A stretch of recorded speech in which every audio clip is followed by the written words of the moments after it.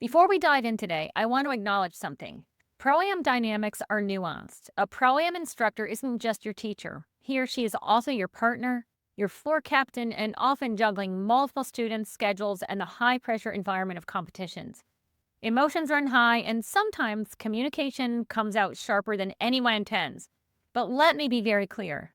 Being yelled at, screamed at, or made to feel confused and small is not part of good coaching. I don't care how good your instructor is, how stressed competitions are, or how many people might say it's just how it is in Pro-Am. It's not normal, no matter how often it happens or how many people say it is. Intensity is not the same thing as disrespect, and confusion plus fear is not how learning happens. Even in Pro-Am, clear communication, emotional regulation, and mutual respect matter. Stress might explain behavior, but it doesn't excuse patterns that leave a student feeling confused, anxious, or small. Okay, now let's get started. Hey, it's your pal, the Dancing Housewife, and welcome back to another episode of the Dancing Housewife Podcast, where we talk about ballroom dancing as it actually is, not just how it looks on Instagram. Today's episode is a mailbag, which means I'm answering listener questions. And the one I'm sharing first is a big one, especially for those of you dancing Pro-Am and wondering, is this normal or is something off? Here's listener question number 1. I've been dancing Pro-Am for about 2 years and I love it. I especially love competing, but my instructor yells at me and it's starting to wear me thin, especially at competitions. For example, I recently competed and he screamed at me for not doing something, but I had no idea what he was talking about. He started correcting me on something we had never even worked on in lessons. I actually thought he had me confused with another Pro-Am student. In between heats, I tried to talk to him, but it escalated the situation and I was so confused and nervous, things just kept getting worse and worse. This also happens at lessons, but he insists I'm the one who forgets things. I want to make my situation better, but I have no idea how to handle it. Can you help me?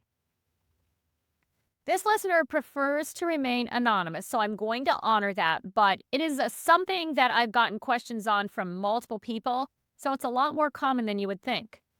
First of all, thank you for trusting me with this. I know how hard it can be to say these things out loud, especially in a Pro-Am environment where there's already a power imbalance. Let me be very clear. Being yelled at, screamed at, or made to feel confused and small is not part of good coaching. I said it before and I'll say it again. I don't care how good your instructor is, how stressed competitions are, or how normal people say this behavior is. Intensity is not the same thing as disrespect. And confusion plus fear is not how learning happens. Here's why this is so destabilizing. When you're corrected on things you've never been taught, it naturally creates self-doubt. You start wondering, am I crazy? Did I miss something? On top of that, the feedback is coming emotionally rather than instructionally. When someone yells, your nervous system goes into survival mode and your brain literally cannot process new information effectively. And then, when you try to communicate and it escalates, you learn, whether consciously or not, that speaking up might make things worse.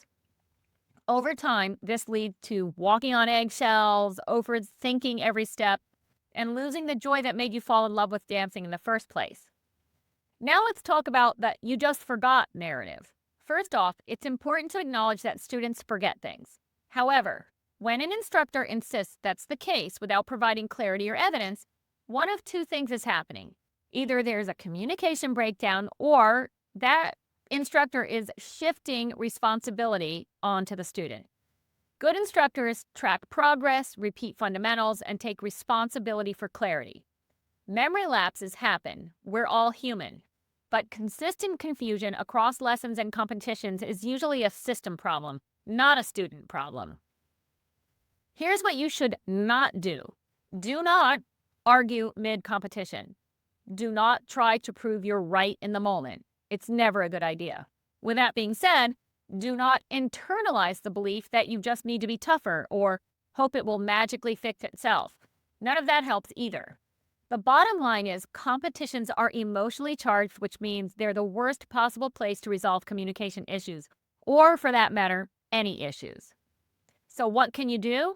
Step 1 is to have a calm, structured conversation outside of competition.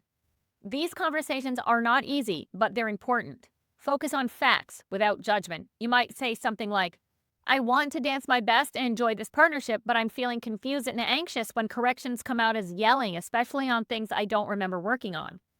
I learn best when corrections are clear and calm. Can we talk about how we communicate, especially at competitions? This isn't an accusation, it's a performance conversation. Step 2 is asking for specifics. You're allowed to ask your instructors things like, can you show me where we worked on this? Or can we name this correction so I know what you're referring to? Or even, what should I prioritize if this comes up again at a competition? If someone cannot slow down enough to explain, that's not your failure. Step 3 is setting a boundary around yelling. You can say something like, when I'm yelled at, I shut down and my dancing gets worse. I'm open to feedback, but I'm not open to being screamed at. Notice how this isn't threatening or apologetic. You're simply stating a performance reality. It's facts. And finally, if you've communicated clearly, asked for clarity, and set reasonable boundaries and the behavior continues, it may be time to consider a new instructor. At this point, you're not being dramatic, you're being smart. Think of it this way. You wouldn't keep buying hamburger meat if you knew it was rancid and bad for your health. You wouldn't put yourself at risk just to stick with a product that doesn't serve you. Your dance instructor is no different. You are investing money, time, energy, and heart into this experience. You deserve coaching that helps you grow, supports your development as a dancer, and keeps you thriving, not something that leaves you feeling small, anxious, or confused, even if it's just for a minute. Life is short, and your growth, your confidence, and your happiness matter. It's okay to walk away from a partnership that doesn't protect those things.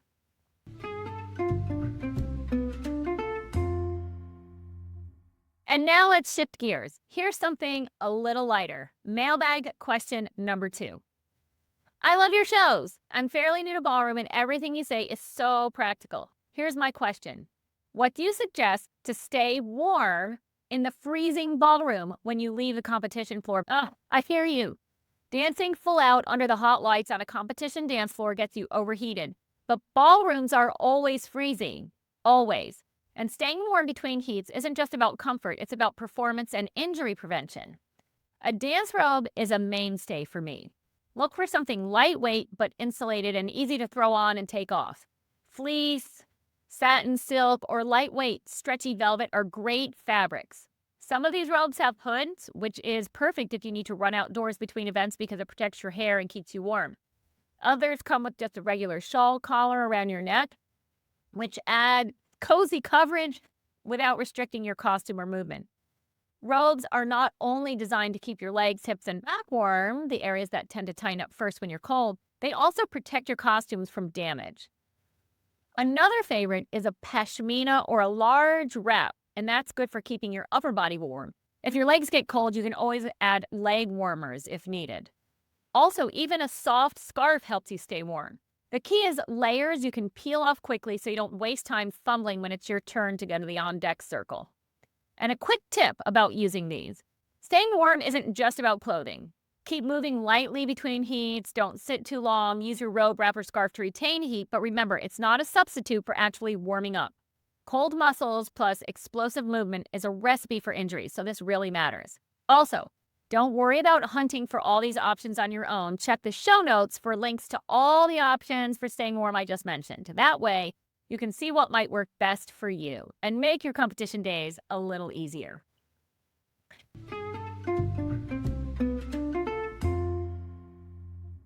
So there you have it. Mailbag Monday, a new feature of the Dancing Housewife Podcast. A little serious, a little practical, and a lot of ballroom reality. Whether you're navigating challenging partnerships or staying warm between heats, the key is finding what makes you happy. Protect your confidence, protect your body, and don't forget why you started dancing in the first place. Thanks for sending in your questions, and keep them coming. You can drop a comment or email me directly at thedancinghousewife@gmail.com.